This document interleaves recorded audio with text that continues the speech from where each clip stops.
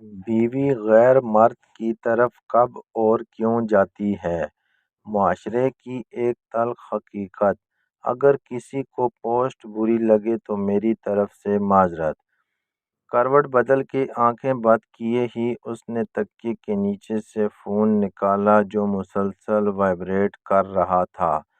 آنکھ کھولی اور فون کی اسکرین پہ بلنک کرتا ہوا جانا پہچانا نمبر دیکھ کے اسے کوفت ہوئی۔ اس وقت اسے کیا مصیبت پڑی ہے؟ کچھ بڑبڑاتے اس نے کال کاٹ دی اور میسج ٹائپ کیا، اس وقت بات نہیں کر سکتا، وہ ساتھ سو رہی ہے۔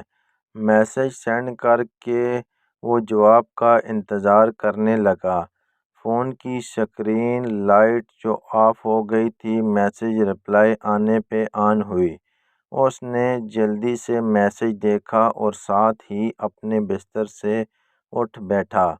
بنا کوئی آواز کیے بالکل آہستہ سے وہ بستر سے اٹھا اور اندھیرے میں ہی چپل ڈھونڈنے لگا۔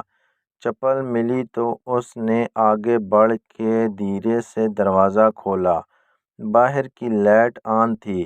دروازہ کھلنے سے کمرے میں ہلکی سی روشنی ہوئی۔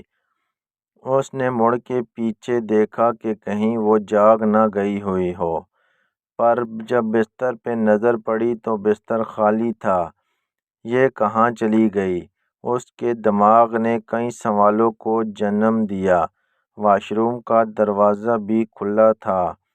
شش و پنج میں مبتلا وہ کچن کی طرف گیا۔ وہاں کی لائٹ بھی آف تھی۔ اگلے 10 منٹ میں اس نے پورا گھر چھان لیا، لیکن اس کا کچھ پتہ نہ چلا۔ آواز دے کے پکارنے سے اجتناب کیا کہ کہیں ساتھ والے کمرے میں سوئی ماں جی کی آنکھ نہ کھل جائے۔ حیرانی ایک دم سے پریشانی اور غصے میں بدلی۔ اس کا فون دوبارہ وائبریٹ کرنے لگا۔ بڑی بے دلی سے کال کٹ کے وہ ادھر ادھر دیکھنے لگا۔ سوچوں میں گم ماں کی بات اس کے خیالوں میں گونجی۔ بیٹا، آج کل تیری بیوی کے لچھن مجھے ٹھیک نہیں لگ رہے۔ گھنٹوں کمرے کا دروازہ بند کر کے پتہ نہیں کس سے فون پہ لگی رہتی ہے۔ ابھی کچھ دن پہلے ہی ماں جی نے اپنے شک کا اظہار کیا تھا، لیکن اس نے اس بات پر دھیان نہ دیا۔ کہیں چھت پہ نہ ہو۔ دماغ میں سوالوں کا انبار لیے وہ سیڑھیاں چڑھنے لگا۔ ابھی اس کا پاؤں آخری سیڑھی پہ نہیں پڑا تھا، ایک سرگوشی سن کے وہ وہیں رک گیا۔ میں اس کی بیوی تو بن گئی، لیکن اسے مجھ میں دلچسپی ہی نہیں ہے۔ ہمارے بیچ زور زبردستی کا رشتہ چل رہا ہے۔ جب پہلی بار میں نے ان کے فون میں کسی لڑکی کے غیر اخلاقی میسج پڑھے تو بہت روئی۔ دل کیا ان سے کہوں، پر ڈر گئی کہ کہیں غصے میں آ کے طلاق ہی نہ دے دیں۔ جب میں سو جاتی تو وہ گھنٹوں کسی سے فون پہ باتیں کرتے رہتے۔ میں اپنے آپ کو اندر سے کھاتی رہی، لیکن کتنی دیر برداشت کرتی؟ کوئی تو ہو جو میرے دل کی بات سننے پر جب سے تم میری زندگی میں آئے ہو تو لگتا ہے کوئی اپنا ہے جو پرواہ کرتا ہے۔ میں جب بھی پریشان ہوتی ہوں تو تمہیں یاد کرتی ہوں۔ تم سے بات کر کے دل کا بوجھ ہلکا ہو جاتا ہے۔ وہ اگر اپنے دل کی باتیں کسی اور سے کرتے ہیں تو میرے دل کی باتیں سننے کے لیے میرے پاس تم ہو۔ سرگوشیاں ابھی جاری تھیں، لیکن اس کی برداشت کم پڑ گئی۔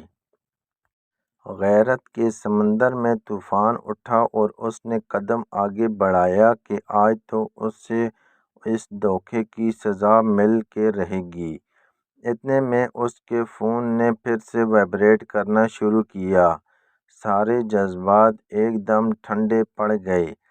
ایک پل کے لیے جیسے سب کچھ رک گیا ہو، جیسے کسی نے اس کی زبان جکڑ لی۔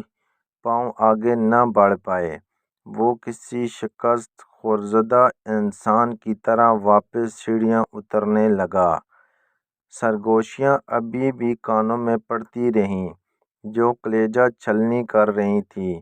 اپنا فون پاور آف کر کے وہ بستر پہ لیٹ گیا۔ آج تو آرام دہ بستر پہ بھی کانٹے چبھ رہے تھے۔ جس گناہ کا مرتکب وہ خود تھا، کیسے کسی اور کو اسی گناہ کی سزا دیتا؟ اگر کوئی سزاوار تھا تو وہ خود تھا۔ کبھی کبھی ہم اس بات سے انجان ہوتے ہیں کہ ہماری کی ہوئی چھوٹی سی ایک غلطی کیسے بھیانک طوفان کا پیش خیمہ بنتی ہے۔